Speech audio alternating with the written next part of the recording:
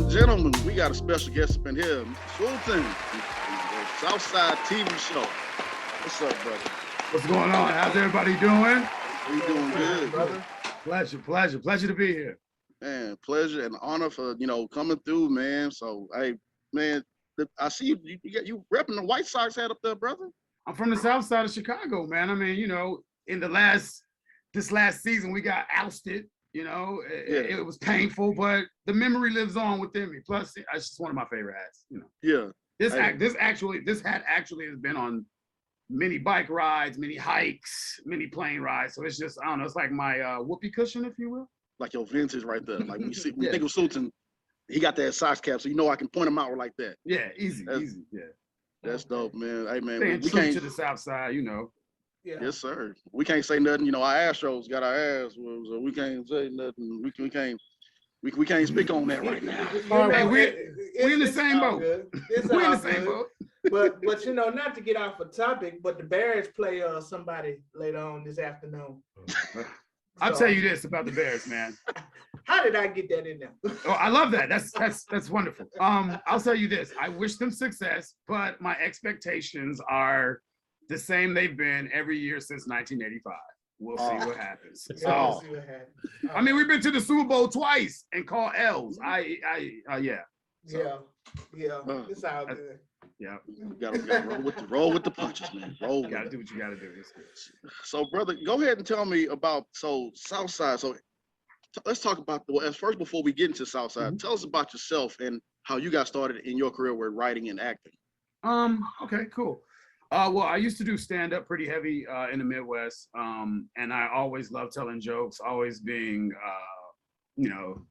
clowning around with my friends and having a good time, being an entertainer in my everyday normal life without it being seen by people. I just always had a drive to be like that and just have fun. Like my most important thing for me is laughter and company of individuals and creating laughter and making people and having a good time. So that's the vibration that I like to experience, endow, illuminate, all of that stuff.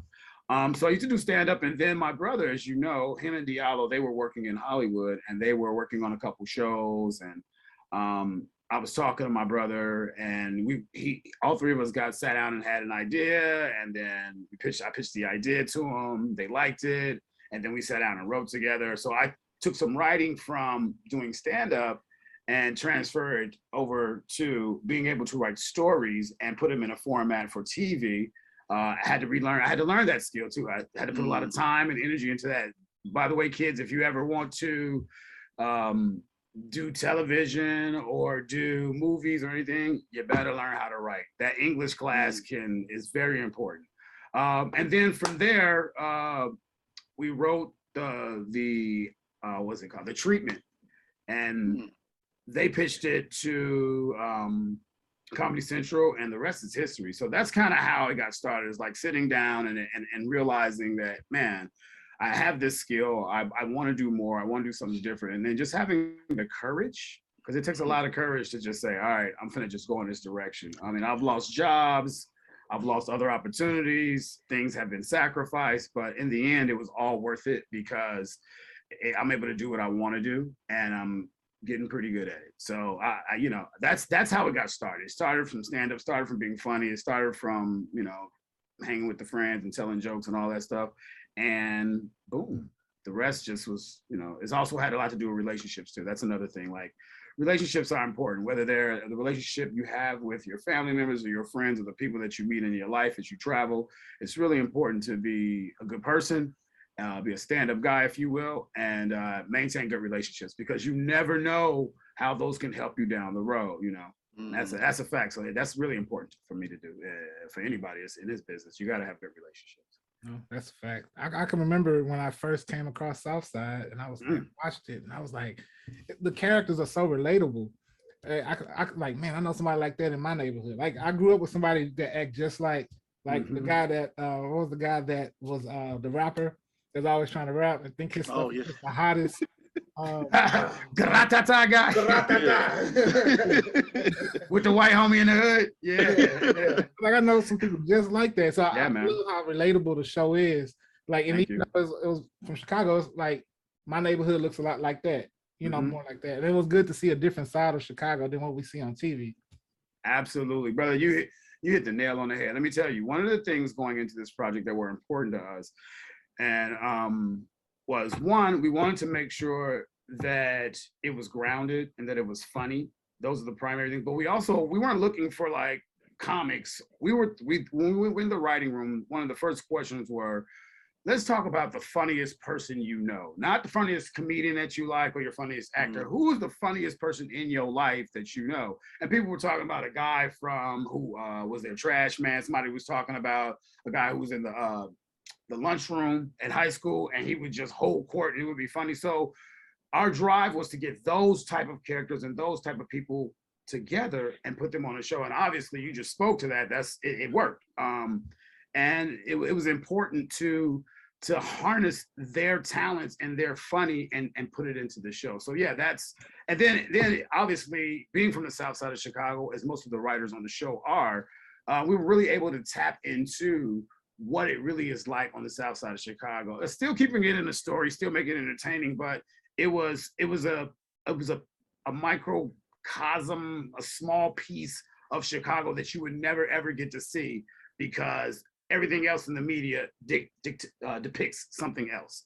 Right. And what people don't really know is there are lots of funny, talented, good, hardworking, happy to be alive people on the South, just like every other community across the nation. It exists there too. So it's not all bad. And it was important for us to just like really bring that forth and focus on that element versus any other. It basically is all about the comedy. It's all about the funny for us. So that was our focus. How about I know my favorite episode, well, one of my favorite episodes was with the Jordans, because I had a very I have personal experience with that myself. But what are your favorite episodes in season 1? What was like your favorite episode? My favorite episode? Yeah. Well, I would say my favorite episode is the one I wrote, which was episode 7, which is them dancing when they were doing the spades tournament. Yeah. And the step, because it speaks to Chicago. Those things are synonymous to Chicago. So that's why that's my favorite. Not just because I wrote it, but I was really excited about being able to bring stepping to the world for people who don't know what that is in Chicago, as well as everybody plays spades. I don't care if you went to high school, college, you know, we know how to play spades. So not me. Not you? Okay. Not me. I related to that episode. Everybody except for this brother right here know how to play spades in America. So I get killed every family function. Well, hold on, but you understand the concepts of the game. You've been around it, right? I've been around it. The books and everything is I have been around it. Trust me. But playing with experts, I'll get ran through now. So will I. I mean, it's off the table. So will I. There's some extras out there, but you still participate. You still have the experience. You still play. Right. You sat down, you know, talk to a couple honeys and be like, yeah, I can play line, but whatever. Close enough. It works. That's one of my favorite episodes. Speaking to the Jordan episode, though, to get back to what you were talking about. See, in Michael Jordan, synonymous with Chicago because of the Bulls. So before he became like this really huge thing, people in Chicago was loving him. I mean, like I experienced all of the Bulls championship in the 90s. So I've had the epitome of NBA basketball. I've never had that experience ever again. And so that legacy of the Jordans in Chicago, Jordans in Chicago are almost like a status symbol is what I'm trying to say. Kids, parents, adults, everybody wears Jordan because we all love the Bulls, we all love Chicago. And for that episode to come out, and I believe the writer of that was Langston Kerman, very talented individual.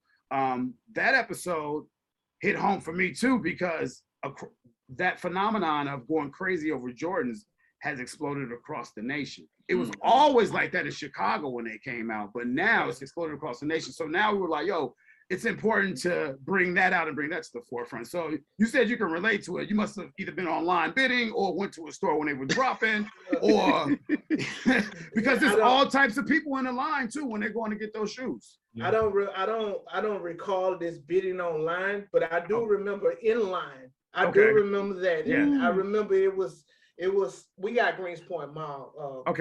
Mall that, when you go, you get them, you leave. That's the last time. Right. Get them, you go. Yeah. And yeah, it was more like, hey, we only got this size 13 left. I'm a 13. Bring it on. Yeah. Yeah. That's it. And then now to my favorite moment in the whole season is when Goodnight threw that kid into the door. In that episode. So I have a favorite episode, but that's my favorite moment. I was like, oh, so, I hollered when he did it because it was just so random. Be like, oh, boom, oh, it was close. That was so good. You don't see that coming. I love that part. That's one of my favorite moments in the season, actually. I loved it, man. So, quick question. So, tell me this. So, I know you say you start off with being on stage, stand up. Mm-hmm. Do you remember your first joke that you told and it was just a hit? Ooh, that was so long ago. No, I can't say that I do remember my first joke because there's been so many in between. But I could tell you my first time I knew it was for me. Yeah. And I don't know what joke it was, but when I was on stage and you get the woolly. First of all, any comic who's doing any stand-up, they get butterflies in their stomach. You have to. If you don't get them, you're either dead or you don't care. And so it's how do you harness that energy? And that energy is, I can't describe it. It's just like, it's like when you're getting ready to, I don't know if any of you guys play sports, but when the tip-off's about to happen, or you wiping your shoes, or the kickoff's about to kick off, or somebody's getting ready to throw you a 90-mile-an-hour slider, whatever that is, you get that, you're like, all right, here we go. Yeah. That feeling is similar to that.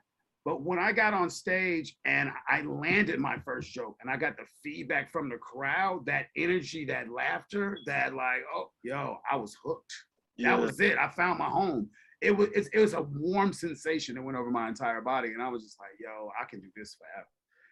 I really could. So I felt like, I don't remember the first joke, but I do remember the feeling. And I kept that feeling going. And I would crave it. I would want to, that's why when a comic bombs, when they do just horribly, and you're wondering like, why would you keep doing this? Why would you keep doing that? Why you were the worst thing ever in comedy tonight. Like, why are you coming back? Are you gonna try the same jokes again? You are completely shit water, my friend. I want you to know that. And then you're like, you hear that, you get the negative feedback, and you're like, fuck it, I'm going back up. Because you know what? It's that energy, it's that hunger, it's that drive. And then plus, stand-up comics are somewhat psychotic. They're just like, they take abuse. They just go up there and they just like, whatever happens, happens. And then after a while, you become Teflon. And it starts out bumpy, but after you get good, those what do they call those? When you bomb, those bomb, you may, depending on how much effort you put in the beginning and how much time you put into your work, the bombs are less frequent or they don't happen at all. But any good comic needs to bomb to become a better comic. That's just the facts of life. Like you gotta miss a few layups to be able to get it in there right. You gotta miss a few jumpers to start getting wet. So it's just like, that's the same thing. But it's something that I continuously craved. I would think about it when I was at work. I would think about like, damn, I blew that last night, but let me see if they got any openings tonight. Oh, they do. I'll be there at 9:30, and I just go. And then you learn from your mistakes, man. And it's the same thing when it comes to writing and acting and anything else in life. If you're afraid of failing, if you're afraid of learning from your mistakes, then you're not going to be successful. You're supposed to lean into those things. You're supposed to embrace them and make you bigger and stronger and better. And so for comics, for me, when I bombed, I've done it several times. And sometimes I just sat on stage where I was like, yeah, this is exactly how I did not plan for this to go. But we're here, everybody. We're here. You're looking at me. I'm looking at you. And we're both figuring out what the hell is going on. So, yeah, man, it's just, it's a hunger. It's something that you just crave and crave. And that is transferable to acting and writing professionally. I mean, I have several projects that I'm working on right now that I'm thinking about even as we talk. I just thought about a new character name as we're sitting here talking. So you can't help it. It just gets in you. Same here. Like I was just telling Chris and Mike when me and Chris was on a podcast a couple of days ago, it was so many people on there, and so like I'm just plugging and just pulling something from here like this. Like I don't know what, I just wrote down some random stuff. Like a guy was on the Zoom and he got out of his car, started arguing with a cat on the roof of his car. I'm like, you make a crazy cat guy or something like that, like from The Simpsons or something like that. Or like a guy was talking about how he threw a grape at a kid that mean mug him. I'm saying, okay, let me take a nemesis or something like that with a kid and a homeless man. So you're right. It's just always something coming to you. He threw a grape at a kid. I approve that actually. Go ahead, do that. I approve that. It was something silly talking about like he was in the store and he was talking about the kid was like mean mugging him because he wanted a grape and kid asked for a grape and the mom told him no and he saw the kid on the same aisle. So that same grape the kid asked for, he took the grape and hit the kid in the head. That's funny. I was like, dude, you were petty, right? There are petty grown-ups. We need to acknowledge that. There are some petty grown-ups. Yes, we can be. Yeah, we can be. Oh my gosh. Oh man. So as far as, is there any funny stories you can tell us from on set of Southside? Oh man. I mean, outside of what you see on the show, are you talking about behind the scenes? Behind the scenes. Oh, I mean, it's tons of them. Like, I don't know if you know the twins, Kareem and Quincy, that are on the show. I went to high school with those guys. Those are really, really good friends of mine. And so when we're sitting on set, it's, for lack of a better term, it's shit talking all day long between us. So, I could tell you about this one time we was on set. I don't know if this is funny necessarily, that it's just set life and things that happen. But sometimes when you're on set and you're with your guys and you're hanging out, you're talking and you're being funny, sometimes you forget, because you're really not supposed to be talking. You're supposed to be really quiet because they're recording, they're filming. And it doesn't look good when the DP has to come and tell you to shut up because you're laughing and having a good time while they're filming. And then everybody looks at you and you're just like, yeah, that was me. I'm gonna be quiet now. So there are tons of like funny things that have little quirky things, whether it's working with some of the grips or someone from lighting. You make all these relationships, but I don't have a unique story outside of, the only thing I can say that you guys probably will never see and didn't get to see, but there was, in season 1, there was a scene where we went to a house and there was a strip party in there. Do you guys remember that? I remember that. Yeah. Remember that part? Okay. That scene is actually like 20 minutes. I don't know.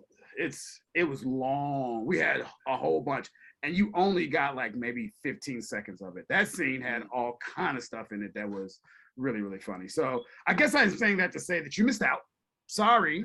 And Hey, man. and I hopefully one day they do like a bootlegs and B-sides for Southside and just put everything that was left on the cut floor, all the jokes, all the other scenes and stuff. Hopefully they do something with that and put that out.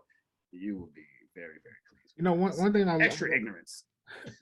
One thing I love about the show is that it's just you can really tell like you all have that chemistry. It's a great chemistry and it comes across good on camera.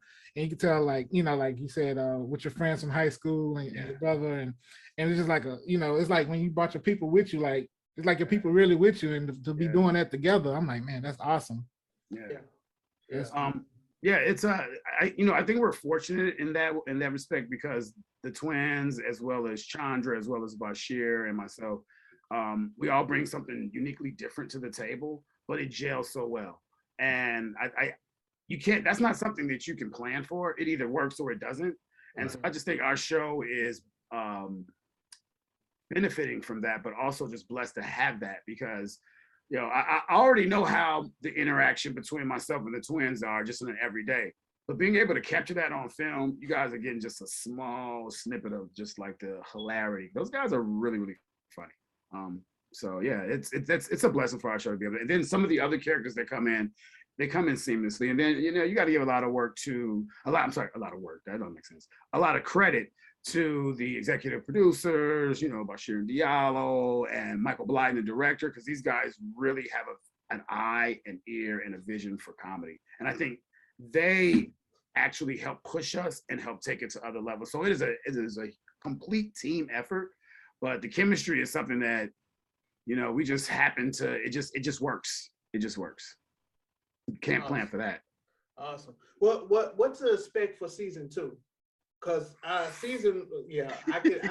could just imagine. Because season 1 had me like dying laughing every single episode. I even was laughing when I wasn't watching it. From what I saw just a couple of minutes ago, it was very hilarious. So I'm just waiting and anticipating on what season 2 is going to bring. Well, I could tell you this: season 2 is going to bring you more funny to a higher level. It's definitely going to bring you some unique and different stories. You get to see many different parts of Chicago that were not in season 1. Here's some comments that I've heard from some of the people who've been working on it. One of the comments was, "This is better than season 1." Oh. that's from somebody who's working like in the editing room, in the editing bay. Another comment that I heard was, you guys need to get your tuxedos ready because you guys might win an Emmy. Like, and they were joking around, but it's on that level. I would love that, by the way. Anybody listening from the Emmys, hook us up. That'd be great. Choose us. But it was, and then like, you know, those are some comments that I heard, but you can expect,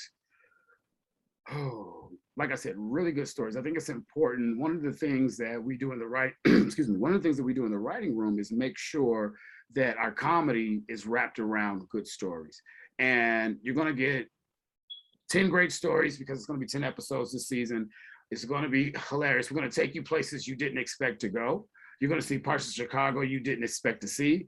And we got some jokes in there that, and I don't know if you guys noticed this about us, but in our trailers, those aren't the funniest jokes in our shows.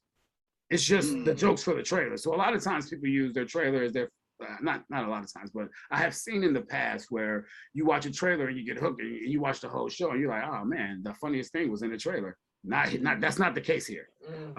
There are going to be some more stunts this season. How about that? Okay. So, you know, we get more. Our show is a very physical show, and we take it up a notch this season. It's going to be some. It's going to be some. How can I put this? Some refined ignorance. Okay. There you go. It's going to be really, really ignorant and fun. I like how you said refined ignorance. I'm going to start using that, man. Yeah, it's refined ignorance. Yeah.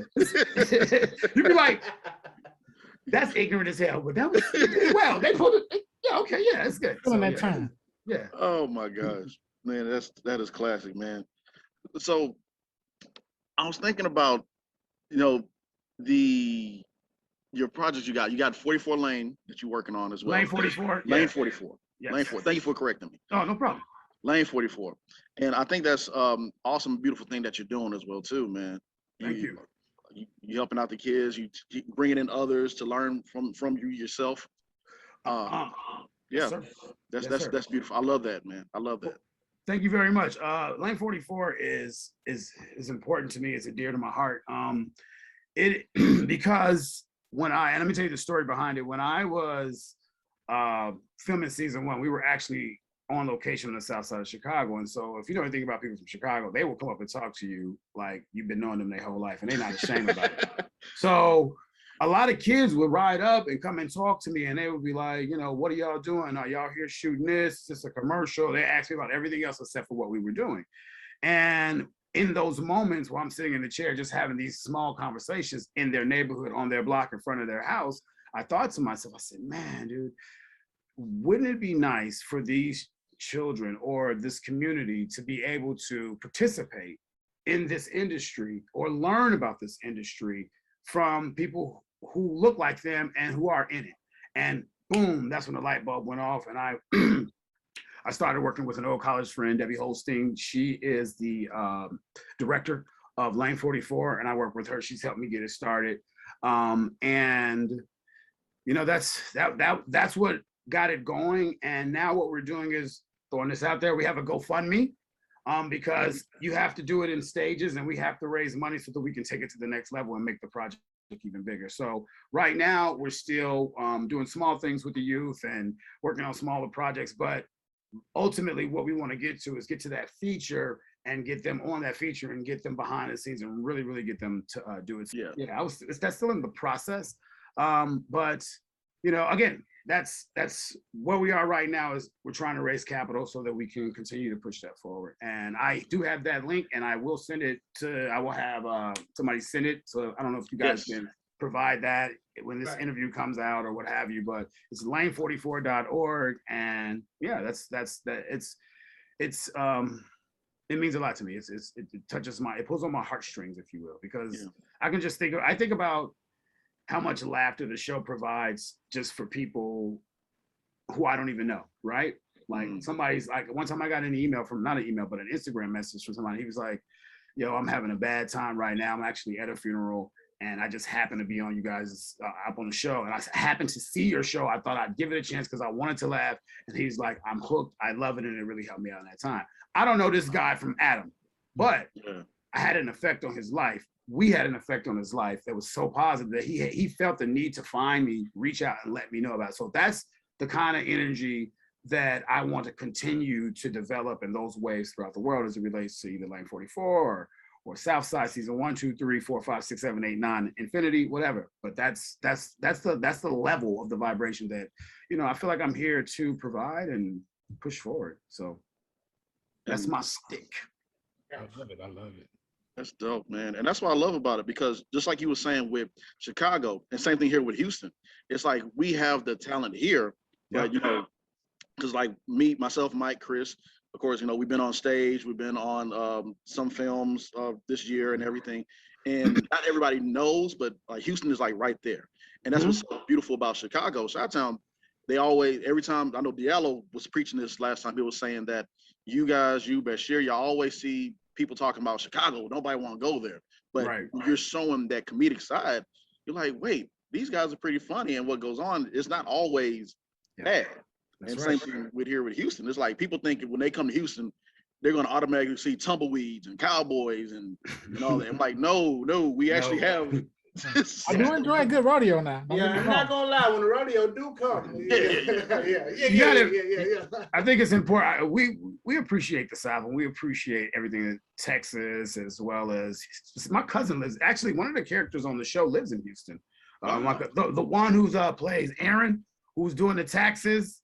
In season 1 with the 2 collars, he lives in Houston, so that's my cousin. Like, yo, I got a whole lot of family in Houston. Actually, I've been down there many times, so I'm very familiar with the area, and I'm very familiar with the food, and that's one of my favorite things that I remember about Houston, as well as like the you talk about rodeos. I've been to a couple in Houston, so they're fun. Like, did you get suited and booted? Did you get the cowboy boots and the hat and everything? Which did you? No, I didn't get the cowboy boots and the hat. I still look like somebody from Chicago. However, I was so out of place. However, I tell you this about what I learned about Texans. They're very friendly and loving and warm people. And I'm talking about all across the board. I ain't talking about just black or just white. I'm talking about the Mexicans. I'm talking about everybody that I come across. They have a genuine care for each other that it's kind of missing in other places. And it's one of those places I go to and I feel like I can just ask anybody anything and they'll help me out and they'll be cool and kind. The same way I am in Chicago, just it's that same vibe. So, you know, I really enjoy Texas. I really enjoy Houston particularly as well. Yeah, man. You're right about that Southern hospitality, man. Yes. I was just telling Chris and this other group that we're in, where when it was raining pretty bad, like I think a couple weeks ago, and when I'm at work, I'm sitting there driving around trying to deliver packages or whatever, and I see this one person that was like laid out on the ground, pouring down raining, man. And I'm pretty sure these people don't know this person, but they just had their umbrellas out and they're just shielding that person that was laid out on the ground. And you see the ambulance and police pull up, and from what it looked like, I guess somebody had to call. Right. But it was just dope, and to see that everybody had umbrellas out covering that one person, the shielding, and just that little random act of kindness, man, and that does so much for us, man.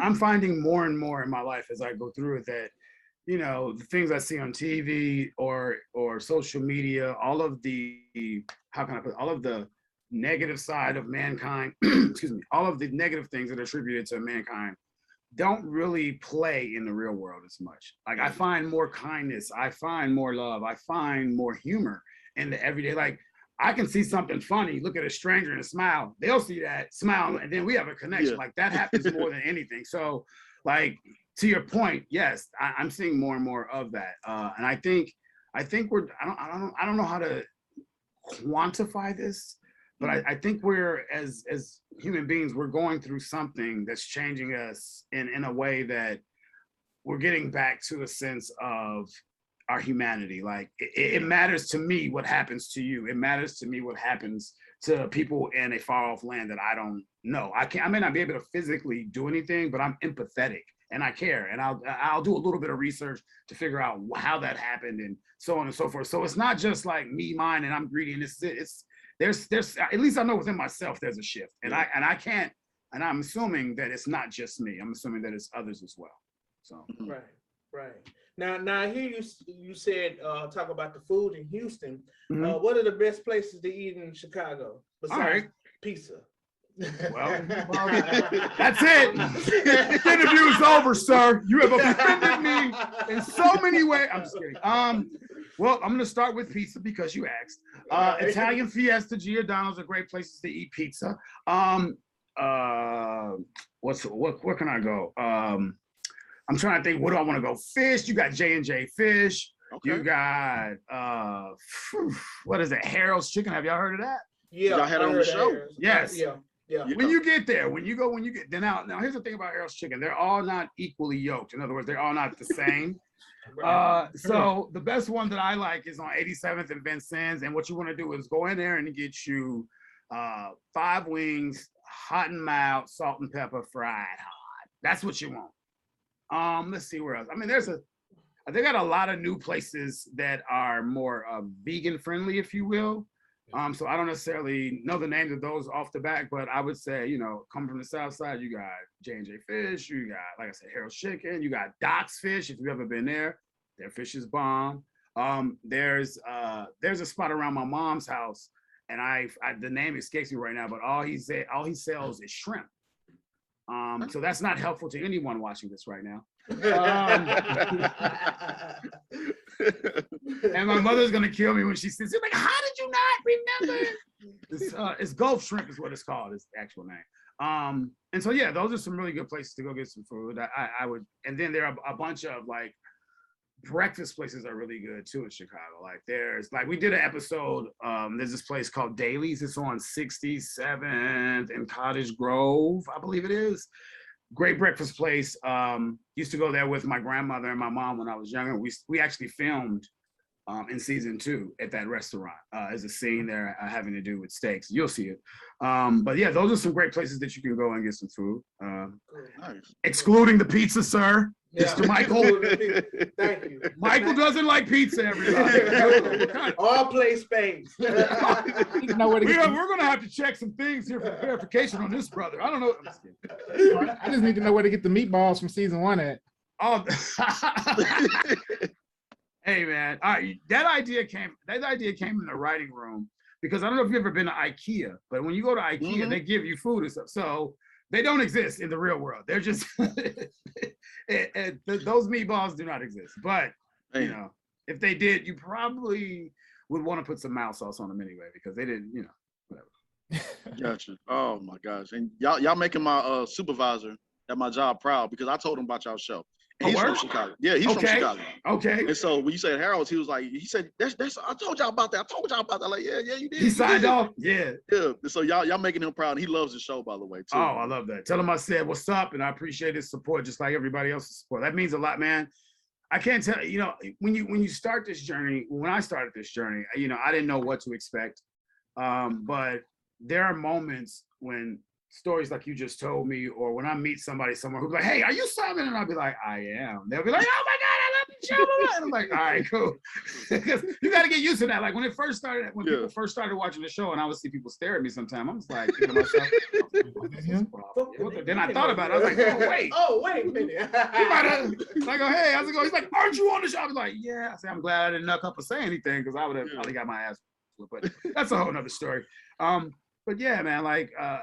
You ask anybody from Chicago, like people from Chicago are very protective of Chicago and they don't play that fake stuff. So if you're not authentic, if it ain't real, they're gonna let you know right away. And when somebody from Chicago signs off on the show and they be like, yeah, y'all using the right language, I know what that is, I've been there, I'm loving it because we really went through those extra steps to make it grounded and authentic to our city. Like we really wanted to highlight our city and highlight the comedy in it. And so for you to say that your supervisor loves it and signs off, I'll tell him I said, yes, sir, we do the same thing in season 2. Appreciate that support. Man, we appreciate y'all for putting out that good comedy and bringing more laughter into the world because we need that. Oh, yes. We need most definitely. Thank you very much. That's a huge compliment. Yeah, man. So a few more things we're gonna get you out of here because I know you busy. So cancel culture, man. How do you, when y'all in the writer's room? Yes. And of course there's a certain line, and we spoke to Diallo about it. How do you know when do you really know when you're going over that line of what you should not cross? Yeah. Absolutely. Yeah. I mean, we all know. Sometimes, like, absolutely. Sometimes, yeah, man. Some comedians, they're like, yeah, I'm gonna do this. Then they put on stage like, I don't think I should have said that. Yeah. So I mean, that's a very tough question. About first of all, does cancel culture exist? Yes, no, maybe. You have people say it doesn't exist. You have people say it does. I can personally say I've seen people's careers take a nosedive based on things they've said. So for me, it's like, I don't want to go down that path. I learn from other people's mistakes. But in the writing room, I think we're true to what comes. We don't. If something comes across that we even, first of all, you got to realize there are lawyers at the networks that are going to come back and be like, no, yes, maybe. Right. So you have that safety net. But then there's also like your internal compass where you're just like, nah, maybe that's too far. Or that's funny as hell. Let's see if we can get away with it. But it all depends on context and how you do things, man. Like, again, comedy doesn't fit in the box. It just doesn't. What's funny to one person can be offensive to the next. So then you go, do I not do my comedy because I'm offending one person and 75 people are laughing? Like, you got to pick and choose your battles. So for me, like, when I'm in the writing room, I want to produce the funniest thing I can possibly can. And if it comes up against any, conflict or any protest, anything like that, then so be it. We'll deal with that there. But I think in the spirit of being true to comedy, I don't write with that in my mind. Like, I just write to the funny and to the story. And that's my focus. And if it comes back, like I said, if it comes back where it's an issue or something, then, but then again, like, I feel like my comedy, my funny is mine. Yeah. It's how I see the world. It's my perception. And if I start filtering that through potentially maybe somebody else's eyes or ears or something, then I'm not being true to self. And so with that, I'm not saying I don't have a sense of respect or honor for anybody else's culture or any other things, but I do stay in my lane. I know my lane very well, and my lane is funny. And that's what I do. So I don't really consider it when I'm writing or even when I'm acting. It's what we're doing. It's what we put. It's what got approved. This is what we're doing. And it takes a group of people. Plus, there are a lot of things that have happened in the writing room where definitely could not go on TV. But like, that makes me feel awkward. Come on, guys. But and I'm a silly dude. I could put up with a whole bunch of stuff. But it's just the idea that, like, I think for any writer, any actor, any performer, you got to be true to self first. Yeah. And if you're not true to self, then why are you doing it? Right. You're gonna always have critics. Let me tell you, there's somebody right now who's like, I fucking hate Southside. I hate that goddamn show. I hate everything about it. Yeah. I wish they would all just go away. There is someone that exists like that. Right. Do I care? No. Yeah. My last question here is how close or how far apart are Simon and Sultan? Very far apart. Simon is a mild version of me in real life. He's like mild, he's turned down. Like, so I would say that, he is who I am as a person is a lot more spiritual.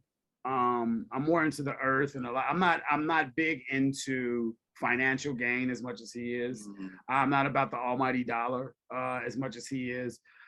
Those things have their place, but that character is all about the bread. Point blank period. And now the thing that we do share is the similar genius when it comes to being able to spot a business, an idea, the spirit of entrepreneurism. That is something that we do share in real life. But outside of that, like all the baby mamas and all that other stuff, that's not me. But that is people that I know. Those are guys, I know guys like that in my neighborhood. And I'm not judging it. I'm just saying, like, that was important. That element of him having multiple children with multiple women and still being productive and still being responsible, those guys exist. Right. And they're not all bad. And we need to be able to, like, embrace them as well. So because, for the most part, single dads or men who have multiple women, they usually get multiple children by multiple women. They get a bad rep, like they just deadbeat and they just out here doing it. There are particular situations to why everything happens.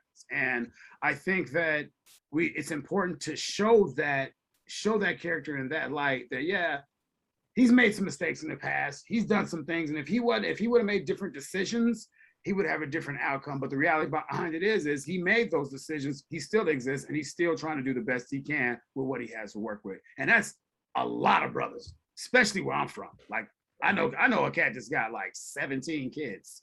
Ooh, God. 7 with 16 different women. Well, it was busy, man. Yeah, that's what I'm saying. So I'm like, I can't do that. That's a lot of work, bro. but he also has 2 jobs and a side hustle. Like, that's his real. And I'm like, yeah, you set yourself up to be working like that for the next, I don't know, 300 years. But that's what you chose. So, you know, that's a lot of our characters, a lot of the qualities of our characters come from real life and real people and people that we know. Like, we talk about that in the writing room. What are some of the things about this character that needs to be part of the show and part of him? And that's one of them for Simon. It's one of those things that he deals with. So yeah, and he's passionate about his kids. He loves his kids. That's just the way it is. And he loves women too. So obviously, you know. Yes, sir. Man, so who was your favorite guest star on the show from season 1? You don't gotta tell us about season 2. But favorite guest star from season 1? Let me think. Little Rel was fun to work with. He seems fun to work with. He was fun to work with. Little Rel was fun to work with, man. That dude, let me tell you something. That dude is a comedic genius.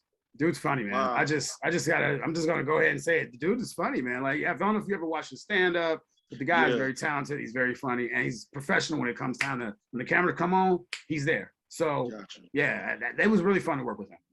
Man, shout out to Lil Rel, man. Yeah, everybody on the cast. Yeah, he was fun to work with. Yeah, man.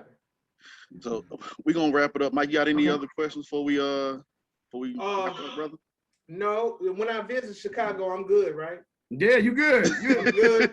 All right, I'm good. Just hit me on my pager. Yeah, I got you. We're gonna eat pizza. You're gonna teach me how to play stage. All right. No pizza for you, brother. You already put it out. Hey guys, everybody out there, when Michael comes to Chicago, 0 pizza for this guy. Oh man. So man, appreciate you, man. Appreciate you again. Little thing I'll share with you before we wrap it up, man. I just want to tell you thank you, because it was one of the interviews I watched, and you was talking about writing, and you were saying that, you know, don't hold back when you're writing something, because you'll be pretty much holding yourself back from your creative process and what you put on the paper. Yes. And I'm writing something right now as well, and also acting as well. And you saying that, I was like, you know what, you right. And so like after that, I just start going ham in what I'm creating. There you go. I always go like, whenever I'm on stage, I'm like, nah, I'm giving you everything. And I just want to tell you, as far as, you know, writing and how, you know, relate to my acting, I just want to tell you thank you, man, for saying that, because that helped me out right there. So man, thank you, appreciate it. Because I'm always thinking about like, man, I have no money, so I'm like, I don't know what we can do, but I'll put out what I think we can do. But once you said that, I'm like, you know what? You know, Sultan said, you know, do that, because when you present it to somebody, like a major company or whatever, and they put all that in there to try to get signed or get something out of it. So thank you, brother, for that, man. You're very welcome. And I'd like to even add on to that. Like, you're very welcome for that. I'm glad that those words found you and were helpful. And I'll tell you this, man, like everything that you desire, and what I'll use myself, everything that I've desired and everything that I wanted to accomplish, it came from within inside of me. There was nothing out there that I could tangibly grab and say, this is going to do it. I had to have the will on the inside. And that speaks specifically to writing and the creative process. Man, you got to write like nobody's watching, because guess what? Nobody is watching.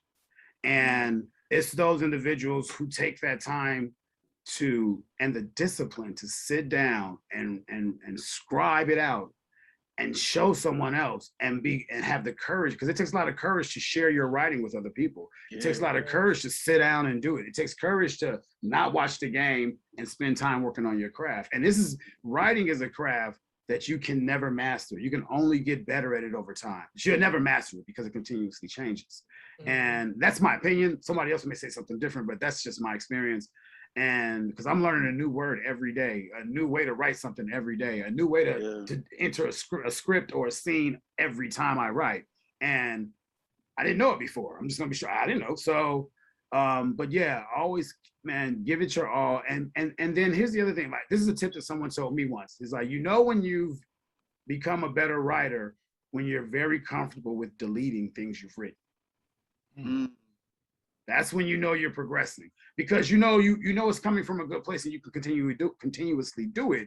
And you're not like, everything I write is amazing, because everything you write is not going to be amazing. Everything I write is not going to be amazing. I know that. However, you keep at it, and you. My favorite part about writing is the revising.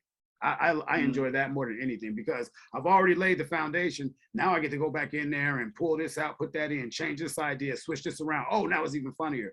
Love it. So I would encourage everybody who aspires to write every day. I don't care if you're writing 5 seconds. I don't care if you're writing 5 hours. Write every day, because that is the discipline it takes to actually get something off the ground and go somewhere.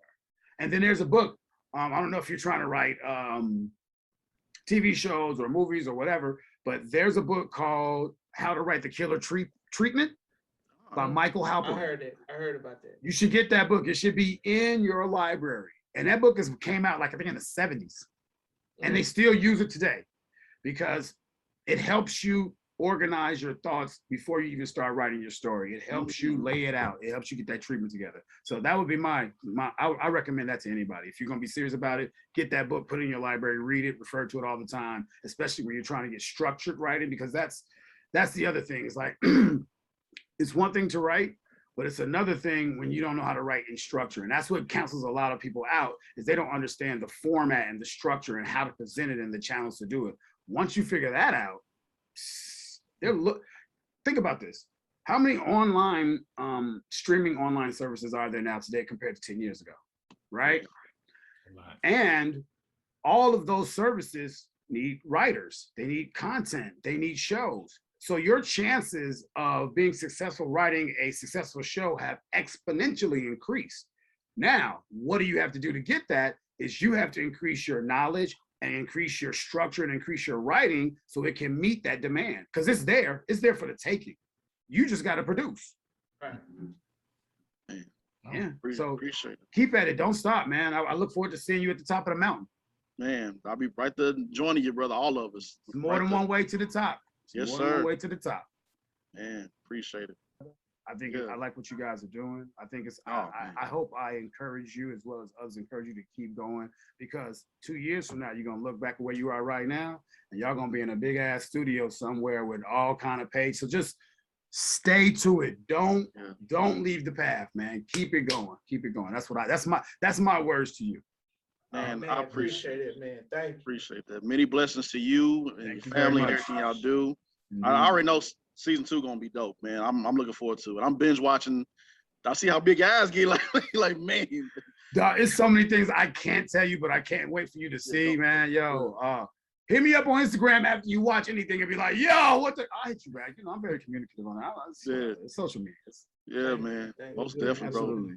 If you need a random extra bald-headed man, only we got plenty of those, but yeah, we're gonna fit another.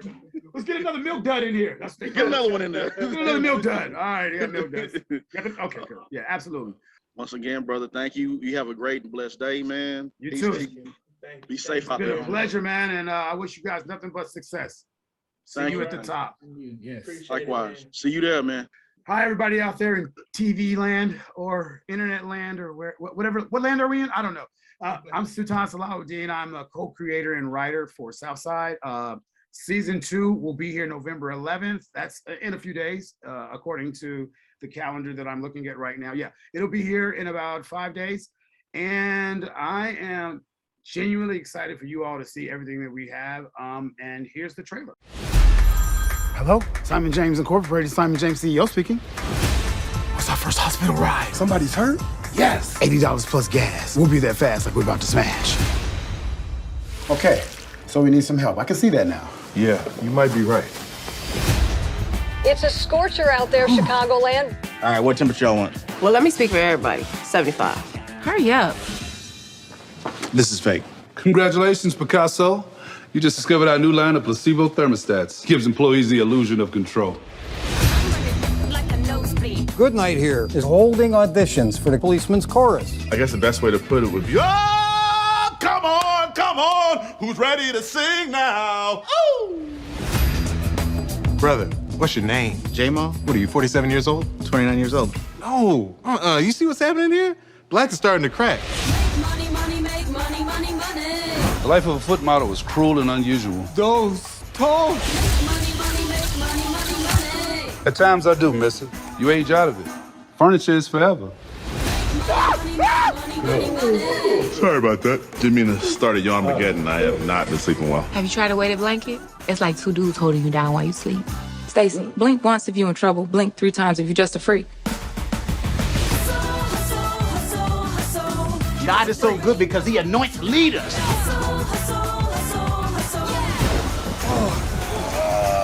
Oh, shit. I'm waiting to bed to stop. If I die, tell your mom she's wasting her talent at the post office. What? Sitting behind the desk with all that ass. You got a concussion? Everybody needs to listen up. There's a tornado bearing down on us. So what I need is for everybody to go up against the windows. You about to see some shit. Now get away from the windows. Let's go. There's a tornado coming. What are you people thinking?